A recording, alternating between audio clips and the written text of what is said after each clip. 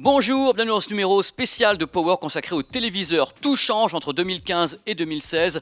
Arrivée du HDR, l'Ultra HD qui explose, la fin de la 3D, le Dolby Vision. On va essayer de faire le tri dans tout ça et pour cela je suis parti à la rencontre de 3 porte-paroles de grandes marques. Samsung, LG, TP Vision vont maintenant nous parler de l'avenir des téléviseurs pour 2016. Accrochez-vous, il va vraiment y avoir de la houle, vous allez en apprendre des belles.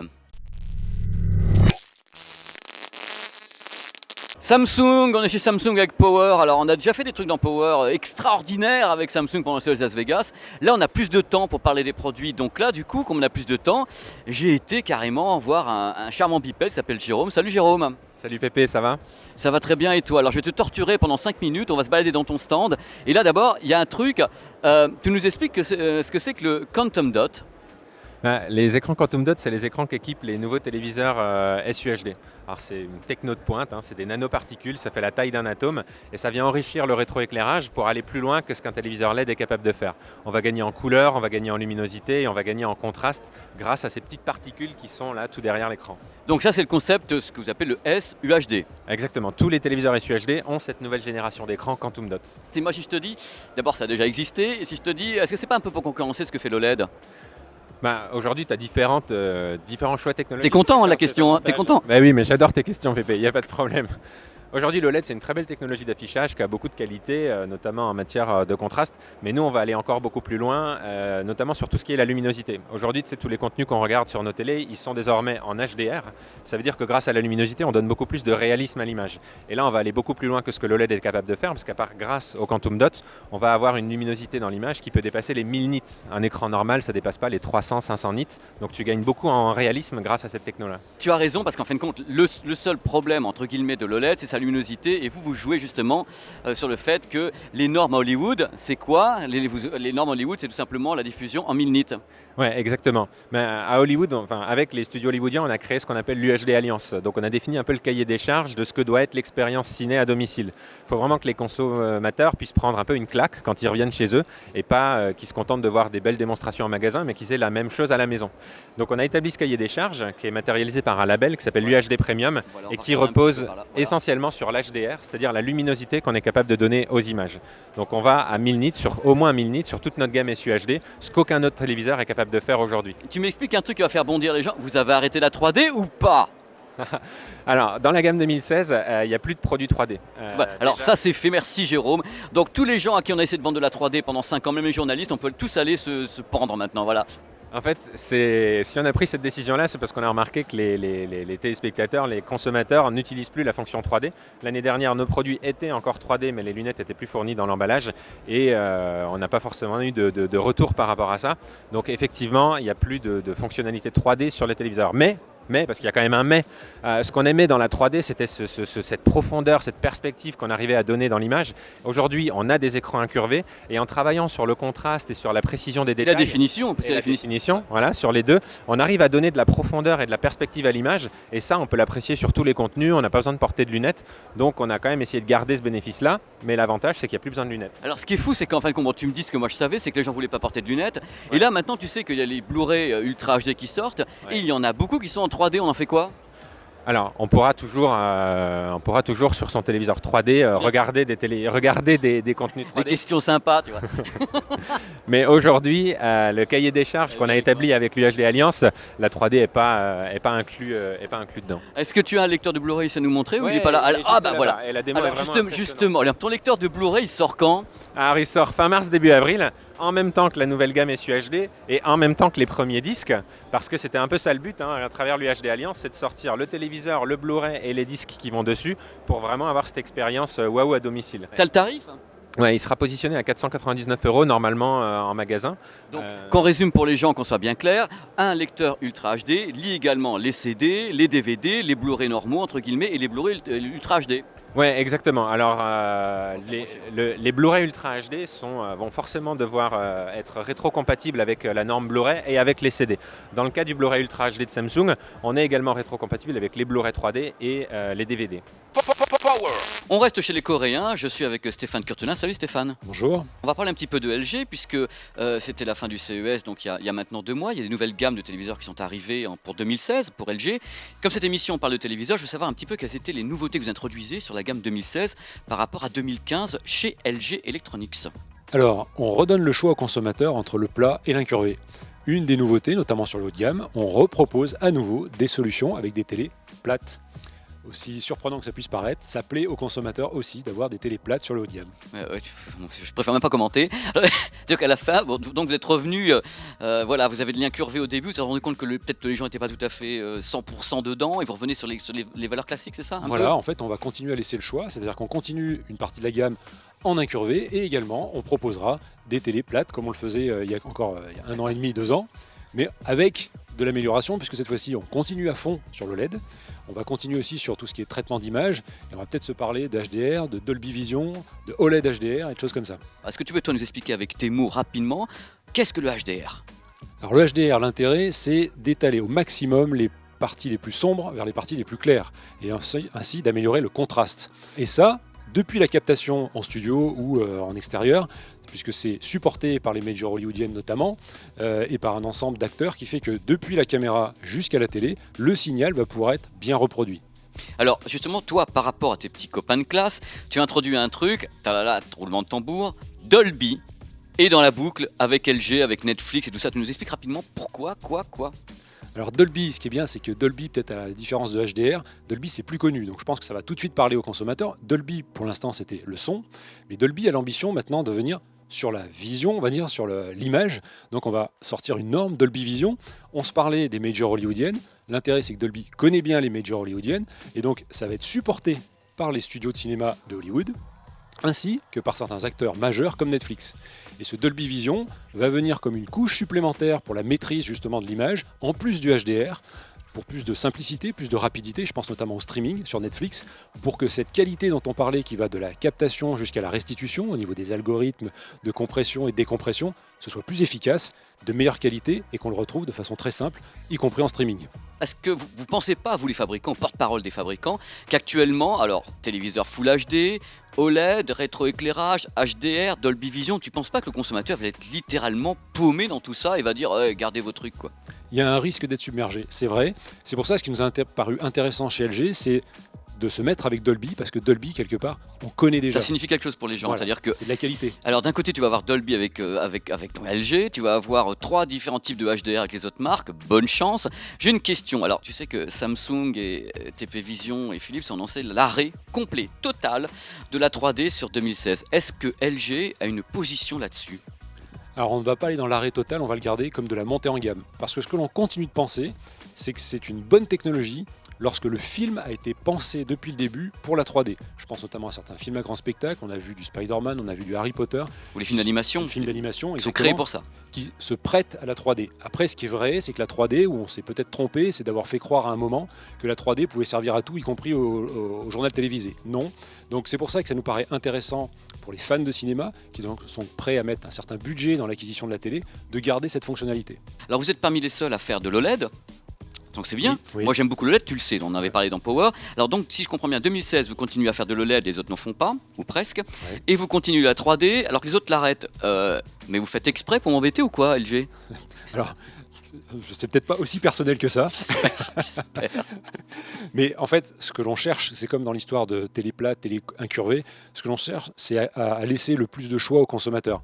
Et on est conscient qu'en fonction du niveau d'exigence, de l'intérêt qu'on a par rapport au cinéma, par rapport au type de contenu qu'on a envie de regarder, que les demandes ne vont pas être les mêmes. Donc c'est vrai qu'on a à cœur de garder un choix le plus riche possible. Ça passe par cette prouesse technologique aussi qui est liée à l'OLED, où là encore sur 2016 on a une vraie longueur d'avance. Et c'est vrai que c'est une technologie formidable l'OLED, parce qu'on touche à l'émotion au niveau des images, on touche à l'expressivité vraiment de l'image elle-même, pas que de la résolution, on va plus loin avec le contraste, la colorimétrie qui est fantastique. Il y a des trucs, il y a des gens qui disent voilà l'OLED est un peu limité au niveau de la luminosité. Est-ce que l'OLED et HDR, même Dolby Vision avec toi, il n'y a pas une limitation de la technologie OLED par rapport aux possibilités techniques du HDR ? Alors sur la luminosité, vraiment précisément sur la luminosité, c'est vrai qu'il y a une limite. Mais la luminosité n'est pas, pour nous, de notre point de vue, un critère déterminant sur la qualité d'image. C'est le contraste, donc là on va plutôt parler de noir Là, profond. l'OLED, c'est le bonheur. Voilà, donc on va plutôt parler de contraste ou de reproduction de couleurs, de nuances de couleurs. Donc on va plutôt nous focaliser nos efforts de R&D plutôt sur la partie colorimétrie, nuances de couleurs et contraste. Voilà, et là l'OLED donne le maximum et ça se voit, même en magasin. Bon, il se passe des trucs incroyables dans le monde des téléviseurs en 2016, mais des trucs vraiment incroyables. Là, je suis entouré de téléviseurs, des beaux modèles. On va en parler ensemble dans quelques instants sur des modèles Philips TP Vision. On va en parler avec François Caroff qui travaille évidemment à Philips TP Vision. C'est mieux. Salut François. Salut bébé. Ça va? Ça va très bien. Alors j'ai des tas de questions à te poser. On va commencer parce que c'est Power par la question qui me brûle les lèvres, puisqu'on a récemment Samsung a annoncé qu'ils arrêtaient la 3D sur leur modèle 2016. Est-ce que Philips TP Vision fait la même chose? Eh bien oui, sur l'année 2016, on va arrêter également la fonctionnalité 3D. À cela, une simple raison, c'est que l'usage aujourd'hui est relativement limité sur la 3D. Donc plutôt que de greffer le prix pour l'ensemble des consommateurs, on a privilégié aujourd'hui l'arrêt de la 3D, en accord également avec la distribution qui ne met plus vraiment en avant cette fonctionnalité-là. Donc il y a une logique à tout ça dans la profession, dans l'industrie. Il y a une logique à tout ça. Après, on est toujours à essayer d'anticiper et d'accompagner les besoins des consommateurs. Parfois, ce besoin, il n'a pas trouvé l'écho qu'on espérait. Et donc là, on a tout simplement décidé d'arrêter cette fonctionnalité. Mais il y a bien d'autres fonctionnalités qui vont arriver sur cette année. On parle beaucoup d'Ultra HD, tu as beaucoup de modèles qui arrivent, et on parle de HDR. Est-ce que tu peux essayer d'expliquer aux gens rapidement ce qu'est le HDR, François? C'est assez simple, hein. La qualité d'image, qui est le premier critère que tout le monde doit regarder pour acheter son téléviseur, il est constitué de plusieurs éléments, dont la résolution. La résolution, c'est le piqué d'image, et donc là, c'est le 4K ce qui va nous amener plus de détails. Après, sur la qualité d'image, le piqué ne suffit pas, il y a aussi ce qu'on appelle le contraste. C'est donc la palette de couleurs, de nuances qu'on a entre le noir et le blanc. Et aujourd'hui, on a une technologie et surtout une source qui va arriver sur le marché, qui s'appelle donc HDR, donc par l'intermédiaire de platines Blu-ray compatibles HDR. Et grâce à cette source qui va avoir beaucoup plus de capacité, beaucoup plus de nuances de blanc et de noir, on avait besoin, nous, de remettre sur le téléviseur également la capacité à reproduire ces nuances. Et donc un produit qui sera estampillé HDR aura donc la possibilité de bénéficier de ces nouveaux contenus et également de faire profiter pour les contenus qui ne sont pas aujourd'hui HDR de ce qu'on appelle un upscaling, donc un processus qui va encore améliorer la qualité d'image.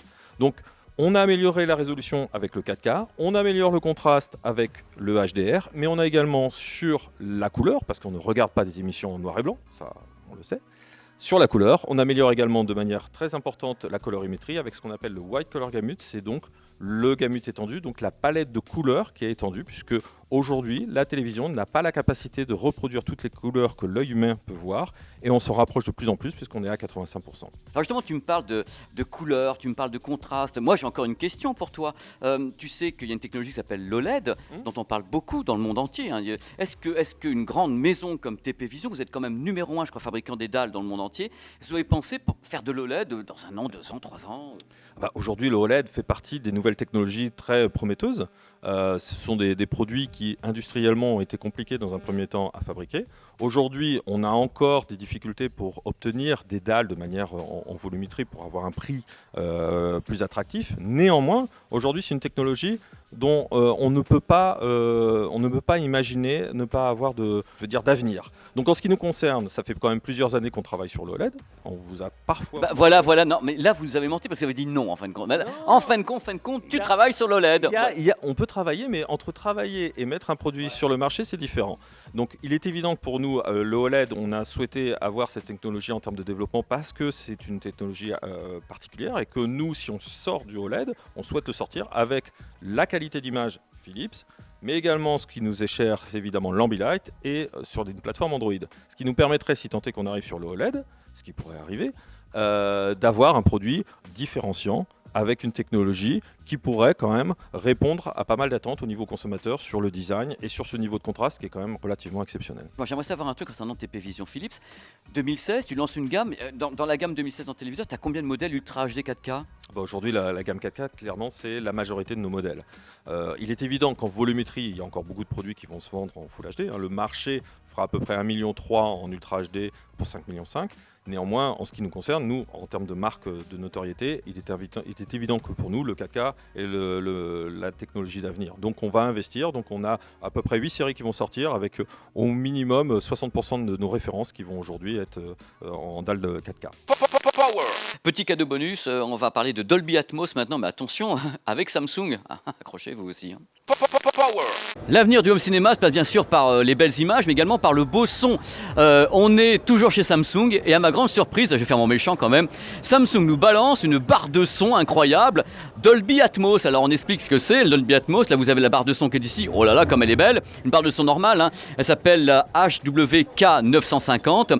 C'est une barre de son qui est donc 5.1 à la base, c'est-à-dire que vous avez un son virtuel avec un caisson de grave qui est ici, mais il y a bien sûr une botte secrète à tout ça.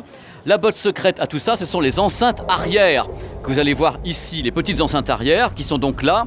Ces enceintes sont particulières, les enceintes Dolby Atmos. Elles émettent du son par ici et également, regardez, le haut-parleur est là, en hauteur. Vous avez un HP qui est ici, donc pour avoir au final du 5.1.4. Pourquoi ? Parce que le son va être en 3D en quelque sorte. Vous allez avoir le son qui va être dans la pièce au niveau du sol et qui va également monter et descendre grâce justement aux haut-parleurs qui sont ici, haut-parleurs verticaux. Car on rappelle rapidement, je ne vais pas vous saouler longtemps, le Dolby Atmos c'est un son avec un Dolby vertical et horizontal. Il faut que j'en parle avec quelqu'un de Samsung pour Power. On parle avec Michael. Salut Michael. Salut Pépé. Alors toi tu es chef produit audio et la première question que je vais te poser c'est pourquoi ? Parce que moi je me suis dit bon Yamaha, Onkyo fait du Dolby Atmos, je comprends, mais Samsung, décision coréenne, américaine ? Alors c'est très simple, c'est que tu l'as dit toi-même avec les télés, le lecteur Blu-ray Ultra HD, les contenus qui arrivent en avril, on a finalement l'expérience complète en termes de qualité d'image à la maison. Et on se devait maintenant d'apporter la qualité de son qui l'accompagne et une expérience sonore ultime avec justement le Dolby Atmos. Et c'est la raison pour laquelle on a investi dans cette barre de son. Alors ta barre de son, explique aux gens comment les gens ont du Dolby Atmos à la maison. Il faut combien d'enceintes ? Il y en a au plafond, il y a quoi ? Alors aujourd'hui c'est assez complexe puisque si je veux m'équiper Dolby Atmos, il faut que je mette des enceintes dans mon plafond, une bonne bobine de câble pour connecter toutes mes enceintes partout, un caisson de basse. La solution qu'on va apporter est plus simple puisqu'on va tout simplement avoir besoin d'une barre de son, un caisson de basse sans fil et 2 enceintes arrière sans fil aussi qu'on connecte à sa télé et on a ensuite l'expérience complète 5.1.4 avec le parleur justement verticaux. Est-ce que tu as une idée du lancement de ce produit ? La date de lancement c'est quoi cette année ? C'est l'année prochaine ? Alors c'est sur l'année, on prévoit de le lancer pour l'IFA en septembre.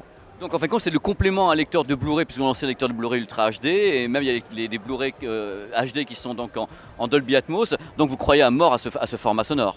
Oui, on y croit. Et on s'est surtout pour ça rapproché des studios californiens, alors aussi bien dans les contenus avec Fox, Warner, de l'image que dans le son, puisqu'on a un laboratoire de recherche audio en Californie qui nous a permis justement de développer ce produit pour avoir l'expérience cinéma complète, aussi bien l'image que le son. Voilà, je suis triste, c'est déjà fini. Voilà, c'est fini, ce numéro de Power est terminé sur ZeroNet TV. Je suis, voilà, la mer, l'ombre et tout, c'est merveilleux. Là derrière, c'est beau, c'est Monaco. J'espère que vous avez passé un bon petit moment avec nous, que ça vous a plu, que vous avez pu prendre des trucs intéressants dans ce numéro de Power. Bien sûr, comme toujours, si vous voulez me laisser des petits messages, tentez votre chance pour savoir si je vais vous répondre. Vous pouvez faire des petits messages, voilà, je vais mettre ça là, sur PP Business. On va mettre au même endroit là Twitter et également sur ma chaîne YouTube PP World qui se balade dans le monde entier, qui fait des bêtises, des fois en question. Parce que c'est comme ça, c'est la life et c'est bien de pouvoir vous parler. Voilà, on se retrouve la semaine prochaine pour un autre numéro de Power sur 01net TV et bien sûr, waouh, nulle part ailleurs. La lunette de soleil quand même. Allez, ciao.